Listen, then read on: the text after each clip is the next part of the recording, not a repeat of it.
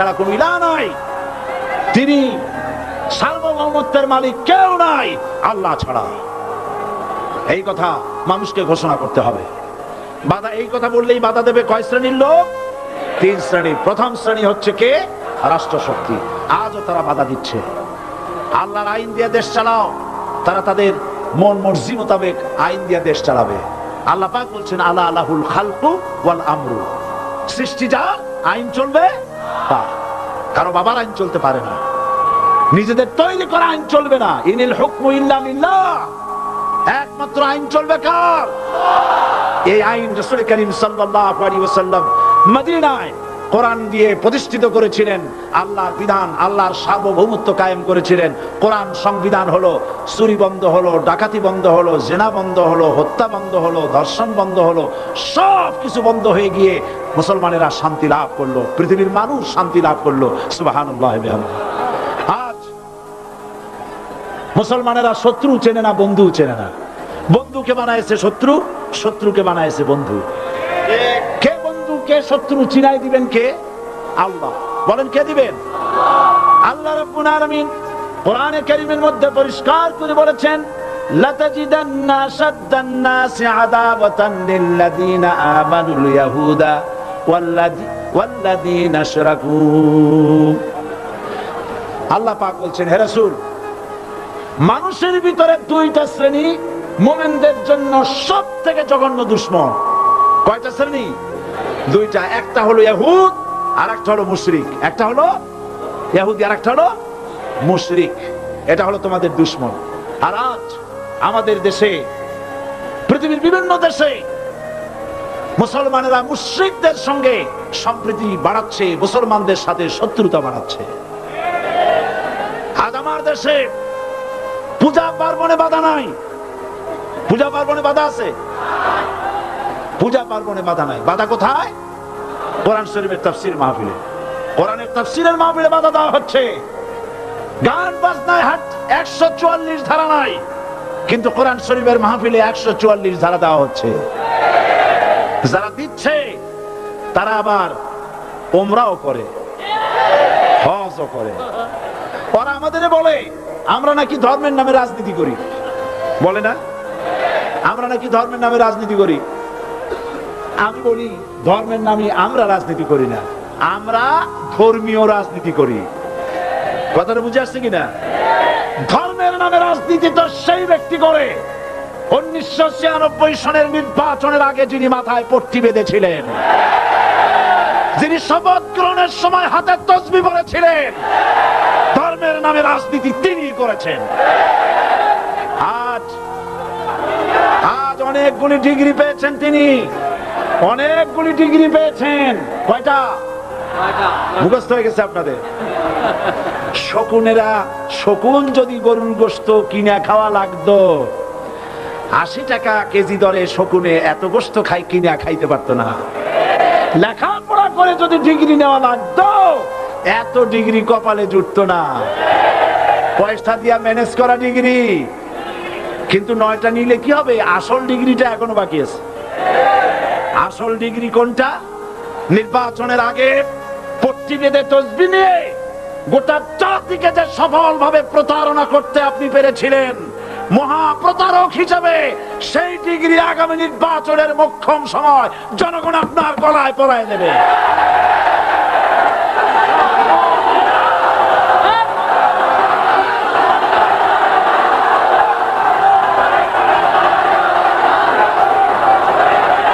সুতরাং ধর্মের নামে রাজনীতি নয়, আমরা ধর্মীয় রাজনীতি করি।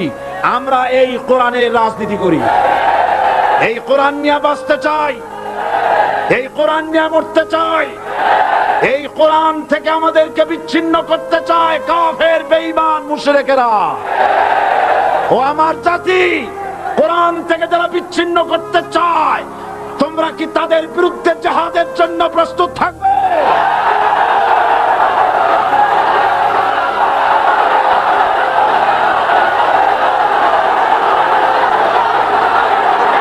বসেন, বসেন, বসেন, বসেন, বসেন। বুঝতে পেরেছি বিষয়টা কি। আসরের পরের থেকে বসা তো, সুযোগ পাইয়া খাড়া হইয়া কোমর সোজা করলেন। বসেন, সবাই বসেন, কোমর সোজা হয়ে গেছে, বসেন। এত বড় মাহফিল, জীবনে আর একটা পাবো নিশ্চয়তা আছে কি? জোরে বলেন আছে? আজ আমাকে কথা বলতেই হবে ইনশাআল্লাহ, কারণ আগামীতে আবার আপনাদের সাথে দেখা হবে কিনা আমি জানি না। কথা বলতেই হবে।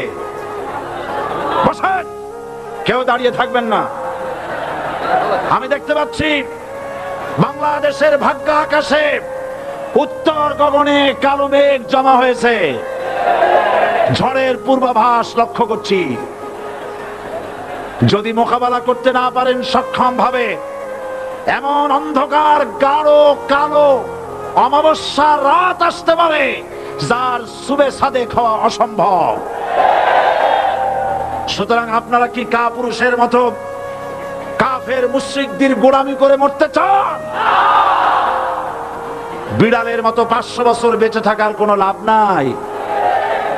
সিংহের মতো 1 ঘন্টা বাঁচতে চাই।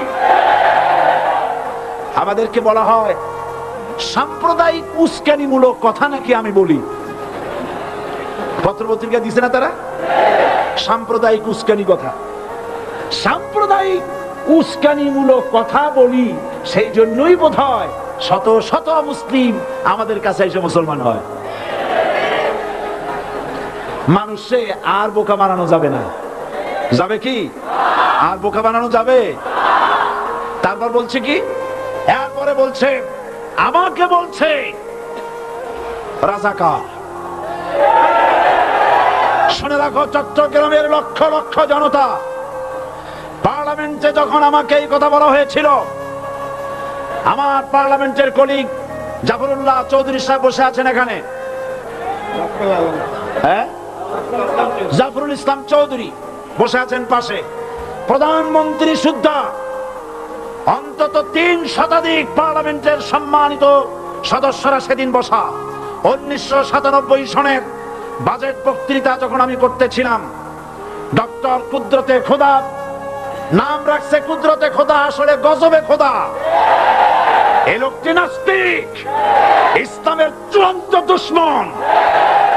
তার প্রণীত শিক্ষা ব্যবস্থার যখন সমালোচনা করছিলাম, ট্রেজারি বেঞ্চ থেকে আমাকে বলা হলো রাজাকার। আমি আমার সমস্ত শক্তি একত্রিত করে বলেছিলাম, শুধুমাত্র হিন্দুস্তানের রাজাকারেরাই আমাকে রাজাকার বলতে পারে। আমি বলেছিলাম 1973 সন পর্যন্ত আমি বাংলাদেশের কোন রাজনৈতিক দলের নেতা এবং কর্মী ছিলাম না। আমি রাজাকার নই। আমাকে রাজাকার বলে যদি তাকে প্রমাণ করতে না পারে 10 কোটি টাকার মানহানি মামলা দায়ের করব। আমার এই বক্তব্য সারা দুনিয়া শুনেছে। পার্লামেন্টে আমার এই বক্তব্য রেকর্ড হয়ে আছে। সেদিন 3 শতাধিক পার্লামেন্ট মেম্বারের কেউ আমার চ্যালেঞ্জ গ্রহণ করেন নাই। যে কোনো ব্যক্তি পার্লামেন্টে গিয়ে আমার বক্তৃতা দেখে আসতে পারেন। এরপরে 1997 সনের 7ই অক্টোবর দৈনিক জনকণ্ঠ পত্রিকা যখন আমার বিরুদ্ধে লিখলো, সেই পত্রিকায় সাইদির ওপেন চ্যালেঞ্জ 8ম পাতা, 1997 7ই অক্টোবর, এত বড় 2 কলমে হেডিং। সেখানে আমি বলেছি, বাংলাদেশের সকল সাংবাদিক, গোয়েন্দা বিভাগ, বাংলাদেশের সকল বুদ্ধিজীবীকে আমি আমার পিরোজপুরে আমন্ত্রণ করছি। আমার উপস্থিতিতে যদি কেউ প্রমাণ করতে পারে বাংলাদেশের স্বাধীনতা যুদ্ধের বিরুদ্ধে আমার কোনো ভূমিকা ছিল, সজ্ঞানে স্বেচ্ছায় জাতীয় সংসদের সদস্য পদ থেকে পদত্যাগ করব। 3 বছর পার হয়ে গেছে, আজ পর্যন্ত কেউ এই চ্যালেঞ্জের মোকাবেলা করে নাই। সুতরাং আমাকে যারা রাজাকার বলবে তারা পিতৃ পরিচয়হীন অবৈধ সন্তান। 1971 সনের, শোনো মুসলমানেরা, 1971 সনের কোন কাদা সাইদির গায়ে লাগে নাই। আমাকে রাজাকার বলে জনগণ থেকে বিচ্ছিন্ন করবা, জনগণ থেকে আমারে বিচ্ছিন্ন করা যাবে না। কারণ এই জনগণ আমার জন্য আসে না, এই জনগণ আসে আল্লাহ কোরআনের জন্য।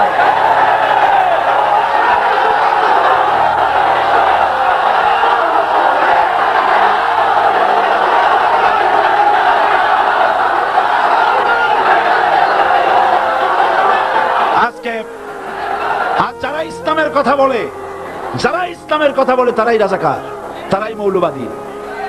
মৌলবাদী বললে আমরা অসন্তুষ্ট হই না, কারণ মৌলবাদী শব্দটা আসছে মূল থেকে। মৌল শব্দ এসেছে মূল থেকে। মূলবাদী তার মানে যারা মূলে আছে। মূল হলো কোরআন, মূল হলো হাদিস, মূল হলেন আল্লাহ, মূল হলেন আল্লাহ রসুল। আমরা আছি মূলে। এখন বলেন তো মূলের শক্তি বেশি না আগার শক্তি বেশি? আমাদের যারা মৌলবাদী বলে ওরা হলো আগাবাদী। মূলে আছে কত কোটি? 12 কোটি। মূলে আছে কত কোটি? আর আমাদের যারা মৌলবাদী বলে ওই থাকো গাছের আগায়, আমরা মূলে। লাভালাভি বেশি করবা না, 12 কোটিতে গাছের গোড়া আসতে নানা দেবে, মামু বাড়ি দিল্লি গিয়ে পড়বা, বাংলার জমিনে জায়গা হবে না। এ কথা বিশ্বাস করো। বাংলাদেশের মুসলমানদের শরীরে এক বিন্দু রক্ত থাকতে শয়তানের তৈরি করা ধর্ম নিরপেক্ষ মতবাদ বাংলার জমিনে কায়েম হতে দেওয়া হবে না, হবে না।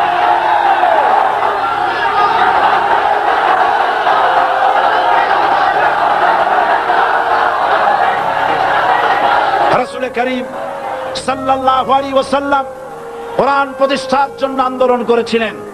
আয়াতুল কুরসি আমাদের সে কথাই শিখিয়েছে। আল্লাহ রাব্বুল আলামিন বলেন, আল্লাহু লা ইলাহা ইল্লা হুয়াল হাইয়ুল কাইয়্যুম। প্রাণ খুলে পড়েন, আল্লাহু লা ইলাহা ইল্লা হুয়াল হাইয়ুল কাইয়্যুম। আল্লাহ হচ্ছেন তিনি, যিনি ছাড়া কোনো ইলাহ নাই, আইনদাতা নাই, বিধানদাতা নাই। আমরা মানুষের তৈরি করা আইন মানি না। 12 কোটি মুসলমানের দেশে আইন তৈরি করবে মানুষ, আমরা মানব না। পার্লামেন্টে তৈরি হতে হবে কোরআন দিয়ে, পার্লামেন্টে আইন তৈরি হতে হবে কোরআন দিয়ে। সুতরাং ভয় যতই পান আর যতই ষড়যন্ত্র করেন, 4 দল যখন একত্রিত হয়েছে, ঐক্যবদ্ধ থাকবে, সরকার ঐক্যবদ্ধভাবে গঠন হবে, নির্বাচন ঐক্যবদ্ধভাবে হবে এবং কোরআন হবে, আল কোরআনের পার্লামেন্ট হবে বাংলাদেশে।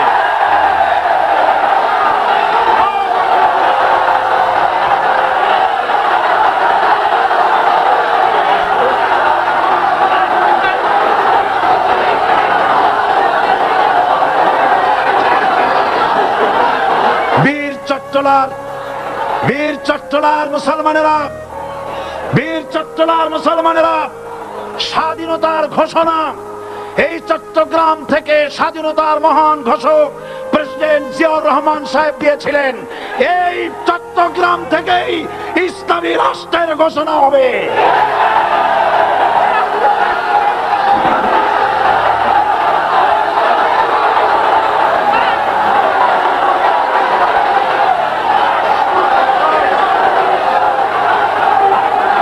আশাবাদী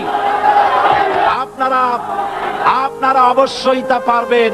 আমি 100% বিশ্বাস করি ইনশাআল্লাহ।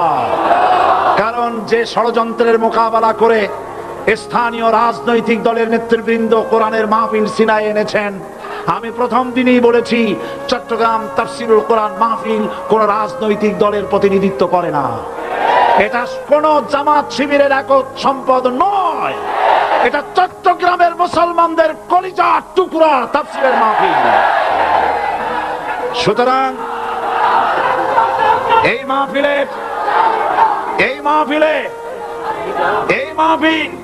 চট্টগ্রামে থাকবে ইনশাআল্লাহ কিয়ামত পর্যন্ত।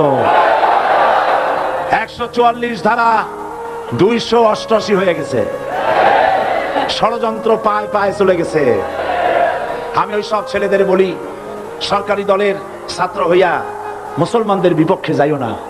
এদেশের ভাগ হয়ে গেছে দুটো শিবির, বোঝাই যাচ্ছে। একদিকে ভারতের পা চাটা গোলাম নাস্তিক মুরতাদ শ্রেণীর বুদ্ধিজীবী এবং তাদের মদতপুষ্ট সরকার, আর একদিকে ইসলামী শক্তি, ইসলামী দল আর দেশপ্রেমিক জাতীয়তাবাদী শক্তি। একদিকে হিমালয় পাহাড় আর একদিকে সূচো ইঁদুর। আল্লাহ বিজয় দেবে মুসলমানদের। কাদের বিজয় হবে? বাংলাদেশে কোরআনের রাজ কায়েম হোক, তাকে আপনারা চান? কারা কারা চান? 2 হাত উঁচু করে দেখান। দাঁড়াবেন না, দাঁড়াবেন না।